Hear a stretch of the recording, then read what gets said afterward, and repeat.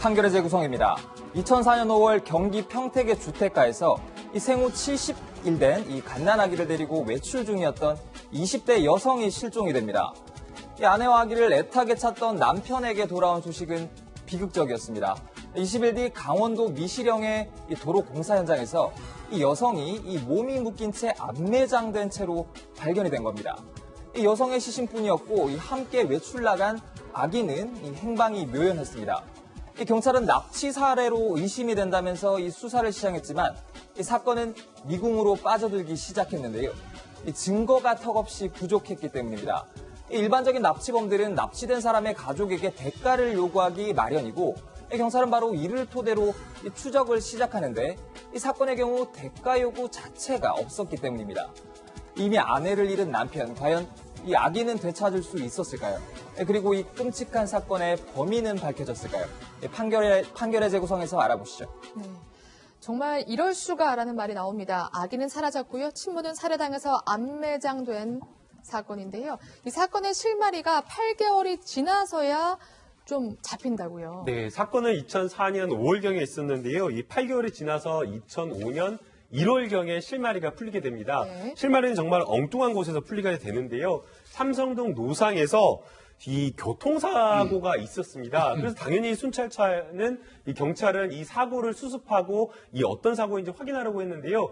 경찰을 보자마자 운전자가 정말 죽기 살기로 도망을 간 겁니다. 근데 일반 그냥 사고 운전자라고 한다면 뭐 무면허 운전이라고 하거나 아니면 음주운전이라고 하더라도 도주하거나 이럴 수는 있겠지만 그 도주하는 모습이 심상치가 않았던 겁니다. 그래서 경찰관이 붙잡고 나서 이게 어떻게 된 것인지 확인하기 위해서 경찰서로 연행해서 당장은 도로교통법 위반으로 이렇게 수사를 할 수밖에 없었고요. 네. 수사하는 과정에서 차량 안을 좀 살펴보니까 차량 안은 휴대폰이 한 개가 아니라 무려 3개나 발견된 겁니다.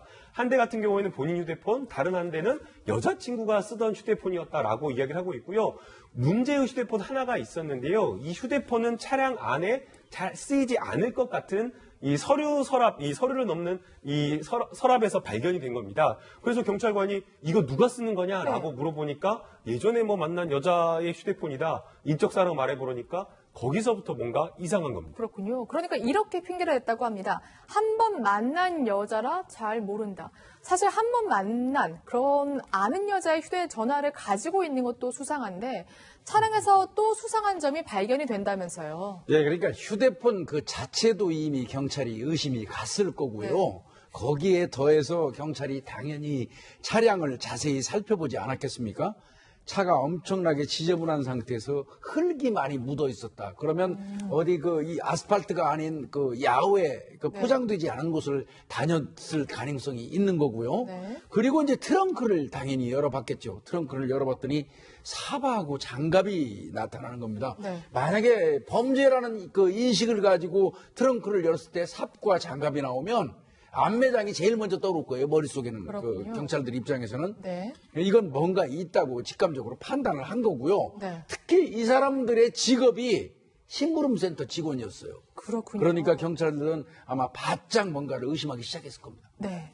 아마 수상한 휴대전화부터 분석을 해봤지 않겠나 이런 생각이 드는데요. 예, 이제 그것이 수사를 시작하는 이제 단초가 된 거죠. 이 망가진 휴대전화에서 메모리 복구 작업을 이제 의뢰를 해가지고 13개가 저장된 그 전화번호를 이제 알아냅니다. 그래서 이제 그 13개 전화번호에다가 경찰에서 일일이 다 전화를 갖다가 했는데 거의 결번인데 그 중에서도 이제 그 휴대폰 주인을 찾는다라고 하니까 또 뭐 전화를 받지 않는 그런 경우도 있었습니다. 그런데 사실 그 어떤 한 사람하고 이제 연결이 됐는데요. 네. 바로 그 휴대폰의 주인이 2004년도 6월에 살해된 채로 발견된 20대 여성의 휴대폰으로 밝혀졌는데 그렇군요. 사실은 그 친구 입장에서는 죽은 친구의 전화번호로 자기한테 전화가 왔으니까 네. 얼마나 놀랬겠어요. 네. 그러니까 이제 그때부터 이제 경찰은 이제 새롭게 어떤 그 단서를 찾아서 그쪽으로부터 수사를 전개해 나갑니다. 네.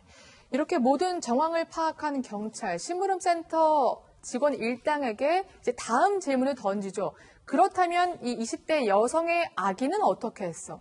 그러자 이 일당들 놀라운 이야기를 시작하는데요. 새로운 인물이 등장하죠. 네, 그렇습니다. 지금까지 이제 이야기에서 나오지 않았던 새로운 인물인데요. 이 인물은 30대 여성입니다. 천천히 좀 살펴보면 이 2004년 5월에 이 사건 당일에 일당이 모자를 납치를 하죠.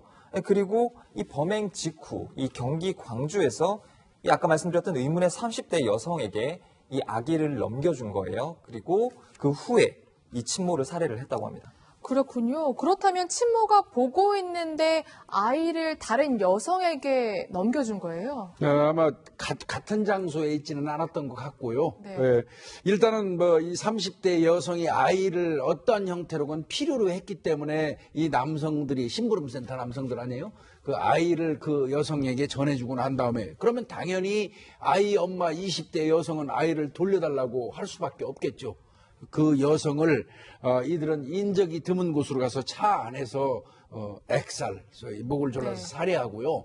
그 시체를 완전범죄로 이제 만들려고 했겠죠. 그 시체를 이 강원도 쪽에 가가지고 암매장을 했던 겁니다. 그렇군요. 심부름센터 직원들과 의문의 여성, 어떠한 관계길래 이렇게 사람을 살해할 정도의 이런 범행을 저지르게 된 건가요? 네, 결국에는 돈이었습니다. 사실 이 여성이 만약 임신을 할 수 없는 그런 어떤 불임 여성이었다라고 한다면 입양이라는 방법도 충분히 생각해 볼 수 있는데 이 여성 같은 경우에는 허위의 임신 사실을 시댁에게 알리고 싶지가 않았던 겁니다. 그래서 심부름센터 직원을 좀 찾아갔다라고 이야기를 하고 있고요.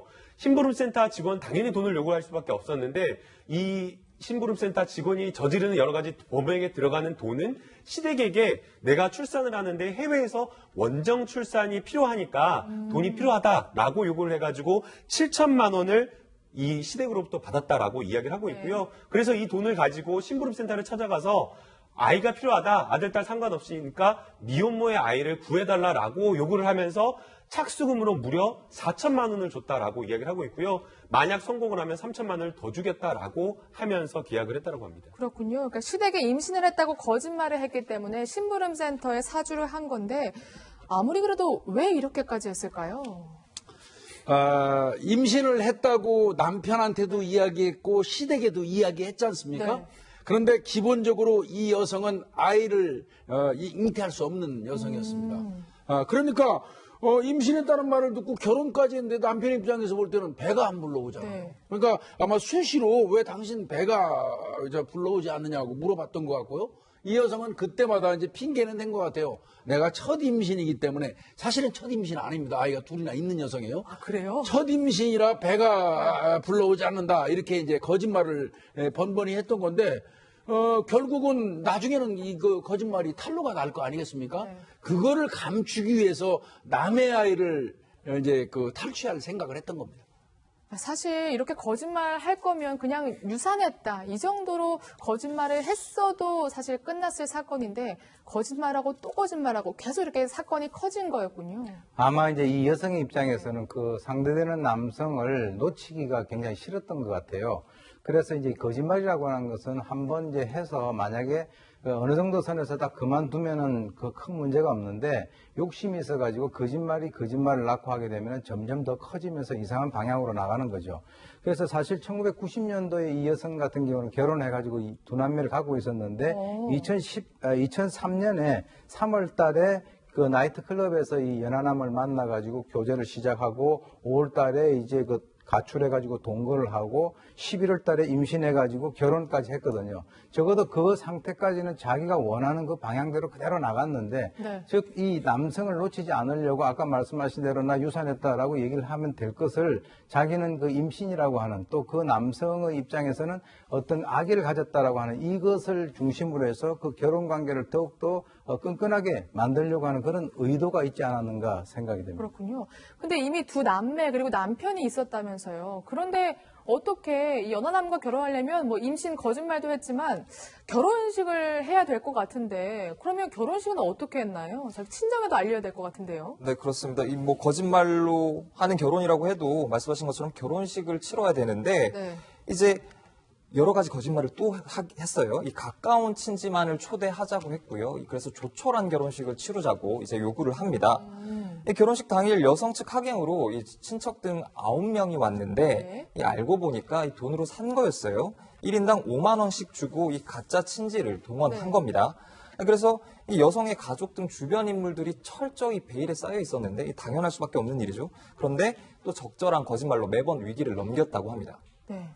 그러면 전 남편 예. 이혼도 하지 않고 새 결혼식을 한 거예요. 그런 겁니다. 이 여자는 한편으로 이혼 추진은 하고 있었던 것 같아요. 그러면서 현 남편하고 결혼은 11월 달에 했지 않습니까? 네. 그리고 아마 계속 그 앞전에 이혼을 추진해 왔겠죠. 네. 그 결과 현 남편하고 살고 있으면서 12월 중에 전 남편과는 이혼을 하게 됩니다. 그렇군요. 근데 사실 이 모든 걸 숨기기는 어려웠을 것 같습니다. 물론 임시 초창기에는 원래 첫째라 배가 안 나와 이렇게 얘기할 수 있어도 출산할 때가 되면 거짓말도 한계가 있을 것 같은데요. 네, 출산이라고 하는 게 실제 있어야 되잖아요. 네. 그래서 꾀를 내가지고 해외에 나가서 내가 몸이 좀 불편하니까 친정 엄마의 좀 도움을 받겠다. 해외에 나가서 해외에 있는 친정 어머니한테 가서 원정 출산을 하겠다라고 하면서 이야기를 하고요. 그러면서 실제로 미국으로 뭐 출국을 한 거나 그런 것이 아니라 한 달 이상 가까이를 친구 집에서 있다가 머물렀다가 들어갔다라고 합니다. 또 하나 여기서 문제가 있는데 그러면은 이제 돌아오면서 아이를 함께 데려와야 되는데 네. 또 아이를 데려가지 않는 겁니다. 그래서 왜 아이는 또 데려오지 않았느냐라고 물어보니까 아이가 너무 어려가지고 해외에서 바로 데려오기가 어려웠다. 신생아라서 탑승하기 어려웠다라고 이렇게 해가지고 나중에 데려오겠다라고 또 하나의 거짓말을 한 겁니다. 네, 연하남과 결혼하기 전부터 아이를 납치하기로 계획했고 실행을 위해서 심부름센터에 찾아간 것으로 보이는데요.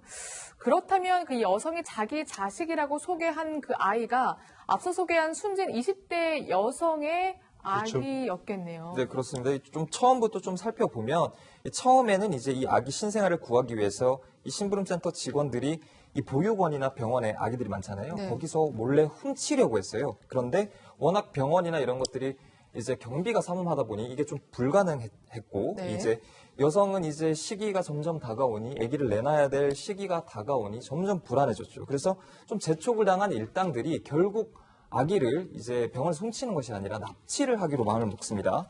그래서 결국 이제 여성에게 이 납치한 아까 20대 여성의 네. 아기를 데려다 주고요. 그래서 이 여성은 이제 이게 미국에서 낳은 아기다라고 소개를 하고 이 호적에 정식으로 등재도 시킵니다. 그렇군요. 호적까지 올린 아기입니다. 근데 사실 친모를 죽이기까지 했잖아요. 네. 끝까지 행복하게 살 수는 없었을 것 같은데요. 다른 사람의 불행을 딛고 자신의 행복을 추구하는 그런 사람들의 그 기간은 그렇게 오래 가지는 않습니다. 물론 이제 이렇게 자기 나름대로 죄책감을 중화시킨 것은 자기가 직접 그 여성을 살해하는 그 현장을 목격한 것이 아니기 때문에 어느 정도 좀 그 견딜 수 있을런지는 모르겠지만 이제 문제가 생겼어요. 그 이 일당들, 즉 이 심부름 센터에 있는 사람들, 이건 아주 정해진 수순인데요. 그 여성에 대한 약점을 알고 있기 때문에 우리는 저 여성을 살해해가지고 상당히 죄책감에 시달리고 있는데 당신은 굉장히 그 행복한 생활을 하고 있지 않느냐. 그럼 거기에 대한 어떤 대가를 지불해라. 그렇게 해가지고 약 5차례에 걸쳐서 협박을 해가지고 1억 4천만 원을 뜯어내게 됩니다. 그렇군요. 사실 무엇보다 아내와 아이를 잃은 남편이 가장 끔찍한 세월을 보내고 있었을 겁니다. 그 20대 여성의 아기, 그리고 이 30대 여성이 앗아온 그 아기를 빨리 찾아야 될 것 같은데요. 이제 경찰의 입장에서는 이미 그 20대 여성은 사망한 채로 발견됐으니까 그 사건은 이제 종결이죠. 근데 제일 중요한 건 뭐겠습니까? 아이죠, 아이. 그렇죠. 그래서 아이를 바로 가가지고 급습해서 경찰이 찾아올 수도 있지만 급습하는 과정에서 아이의 안전이 고려돼야 되는 거거든요. 그러다 보니까 2005년 1월 23일 날 경찰이 안전을 고려하고 새벽에 급습을 합니다. 네. 새벽에 급습을 해서 그 여성의 집으로 갔더니 그 여성이 아주 아이는 제대로 했던 것 같습니다. 최고급 그 유아 침대에다가 아이가 이제 둬가지고 찾을 수 있었고요. 그리고 예방접종 하나까지 아이는 굉장히 꼼꼼하게 잘 챙기고 있었다고 합니다. 네. 워낙 남편이 아기를 애지중지해서 상당한 애정을 쏟았던 것 같습니다. 이 여성 경찰 조사에서 이렇게 될 줄 몰랐다. 경제적으로 여유로운 연하 남편과 살고 싶어서 그랬다. 그 사람 없이는 안 될 것 같았다. 죽을 죄를 졌다. 이렇게 얘기를 했다고 합니다. 하지만 되돌리기엔 너무 늦었죠.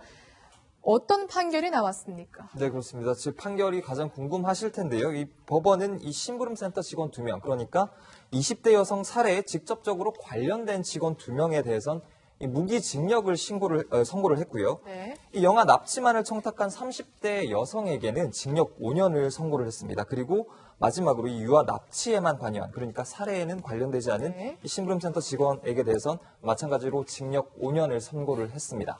네, 알겠습니다. 판결의 재구성이었고요. 저희는 60초 후에 시청자 질문과 함께 돌아오겠습니다.